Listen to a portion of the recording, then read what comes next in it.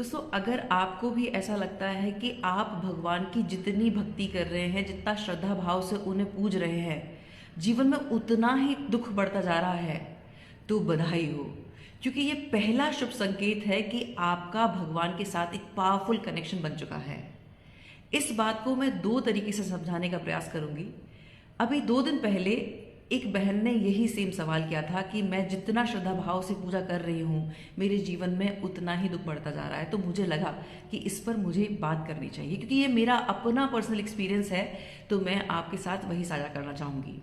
सबसे पहले इस बात को समझें कि भगवान को आप एक ट्रेनर के रूप में देखें, जो आपको स्ट्रेंथन करना चाहते हैं, आपको शक्तिशाली बनाना चाहते हैं। तो जैसे कि उन सभी लोगों ने ये बात एक्सपीरियंस की होगी जिन्होंने जिम ज्वाइन किया है। तो जिम हम जब ज्वाइन करते हैं तो होता ये है कि जब हमारा ट्रेनर हमें ट्रेन करता है, तो वो जो हमें स्टेप्स बताता है, जब हम उसे फॉलो करते हैं तो इनिशियली हमें मसल्स में पेन होता है, हमारे जॉइंट्स इतना पेन करते हैं, पूरी बॉडी पेन करती है और लगता है कि यार गिव अप कर दें, क्योंकि उठा नहीं जाता है। वो इनिशियल स्टेज है, क्योंकि वो हमारी उस समय मसल्स बन रही हैं। अब कई लोग जाने अनजाने उसी मोमेंट गिव अप कर देते हैं और दोबारा कभी जिम नहीं आते हैं, जबकि फैक्ट ये है वो प्रोसेस था। ठीक इसी तरह से जब भगवान की हम भक्ति कर रहे होते हैं तो हमें भी बहुत तरीके के दर्द जीवन में महसूस होते हैं, वो भी हमारी स्ट्रेंथन के लिए ही आए हैं।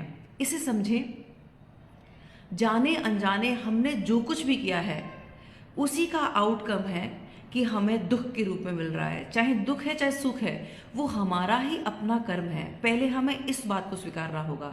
जब हम इस बात को स्वीकार लेंगे और अपने ट्रेनर यानी ठाकुर जी के संरक्षण में, उनके सुपरविजन में, जब हम उनके मार्गदर्शन में चलेंगे, तब ये दर्द अपने आप धीरे धीरे हमेशा के लिए विदा हो जाएगा। लेकिन शुरू में हमें डटे रहना है, हमें मैदान नहीं छोड़ना है। अब दूसरा एग्जाम्पल मैं आपको देना चाहूँगी। मेरे फादर साहब जो हैं यूपी से हैं और माँ एमपी से हैं। तो हमारे यहाँ पर मैंने बचपन से देखा कि अनाज, बहुत बड़ी सी ये कोठरी बनाई जाती है और अनाज इसी तरह से रखा जाता है। उसमें क्या होता है कि एक कपड़ा नीचे लगा दिया जाता है, यहाँ पर एक होल होता है और यहाँ पर कपड़ा लगा होता है, अनाज ऊपर से डाला जाता है।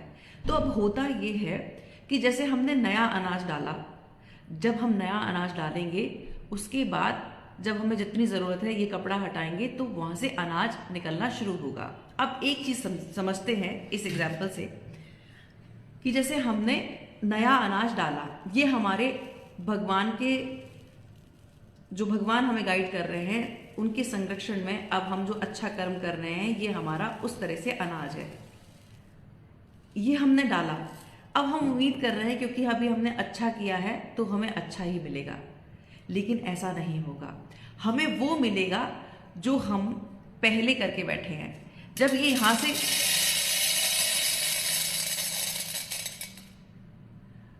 जब हमने अच्छा कर्म डाला तो पहले जो संचित है, जो पहले नीचे आ चुका है, सरफेस लेवल पे जो है, वो आएगा। इस बात को समझना जरूरी है। जब हम एक बार भगवान की शक्ति से जुड़कर ये जो पहले का पुराना है, जो हमसे अनजाने में हुआ है, वो हम जाने देते हैं और उसे स्वीकार भाव से स्वीकार लेते हैं और उसके बाद कॉन्शियसली अपनी लाइफ की जिम्मेदारी लेते हैं और भगवान के साथ एक होकर अपने जीवन के को क्रिएटर होते हैं, फिर जीवन में सिर्फ और सिर्फ अच्छा ही अच्छा बचता है। पर उसके लिए पेशेंस रखना होता है। दोस्तों, यहाँ पर हमें दो बात समझने की जरूरत है। पहला, हमारे जीवन में 2 तरह के दुख आएंगे। पहला है जो हमें धैर्य के साथ झेलना होगा, क्योंकि अभी हमें अपने प्रारब्ध से मुक्ति पानी है, हमारे जो जाने अनजाने में हमने जो कर्म किए हैं उससे हमें मुक्ति पानी है। तो हमें भगवान की भक्ति के साथ अलाइंड होकर हमें धैर्य के साथ चलना होगा। तो एक तो वो दर्द है। दूसरा दर्द वो है कि इन सब चीज़ों से कोई फायदा नहीं है, जो है जैसा है, अपने कंफर्ट जोन में रहना और कुछ भी ना करना। वो दर्द है रिग्रेट का, जो आजीवन रहेगा। अब हमें ये डिसाइड करना है कि हमें पहले वाले दर्द के साथ जुड़ना है या दूसरे वाले दर्द के साथ। जाहिर सी बात है, पहले वाले दर्द के साथ, क्योंकि ये दर्द टेम्परेरी है। ये तभी तक है जब तक हमारे पहले के कर्म जो बचे हुए हैं। भगवान की शक्ति वो शक्ति है, वो आधार है जो हमें हमारे ही पाप कर्म को काटने से हमें हेल्प करती है, हमें मुक्ति दिलाती है। इसीलिए भगवान को ही अपने जीवन का आधार बनाएं, भगवान की भक्ति में लीन रहें और देर सवेर आपके सारे पाप कर्म से आपको मुक्ति मिलेगी और फिर आपके जीवन से सिर्फ और सिर्फ ईश्वर की कृपा और महिमा ही बरसेगी। ये मेरा अपना व्यक्तिगत अनुभव है, उस आधार पर ही मैं ये आपके साथ शेयर कर पा रही हूँ। बहुत बहुत आभार, नमस्कार, जय श्री राधे।